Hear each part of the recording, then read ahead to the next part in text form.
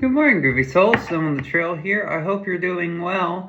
And it's time to get to it. The sun is rising and the road is calling. We're on our way to Barcelona. It should be just kind of a boilerplate, like, meat and potatoes kind of day. Hoping to make it another 40 or 50 miles. And then that will put us in Barcelona by late tomorrow or sometime midday Wednesday. We'll just see how the road goes and see what it holds for me. And this part of the trip has been very interesting for me because I've been kind of retracing ground I've already covered before. I've been seeing it from a new angle. What was uphill was downhill, what's downhill was uphill, and that's very interesting because it's got me thinking about moments in time. And, everybody, and it's very common to focus on goals. Like, I'm going to run the Toronto Marathon. That's what my goal was like last year. And I achieved that in May. I'm going to hike the Pacific Crest Trail. And I almost made it before injury took me off the trail 300 miles before the conclusion at the Washington state line. That was 2021.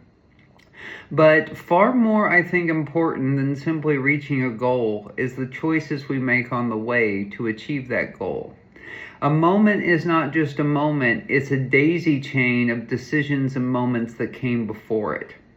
And so if you have 365 moments, let us say, 365 days, preceding one day that was all leading up to that one day, what was more formative? The 365 choices that you made, or the culmination of those 365 choices?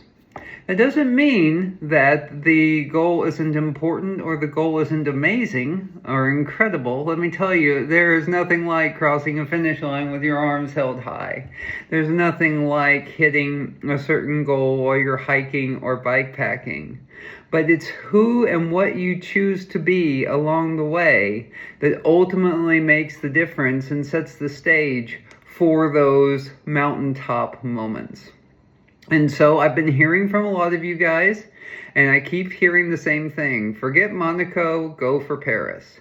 Well, the weather is about 10 degrees Fahrenheit cooler for most of February. That's like mid-50s, which is around 15 C.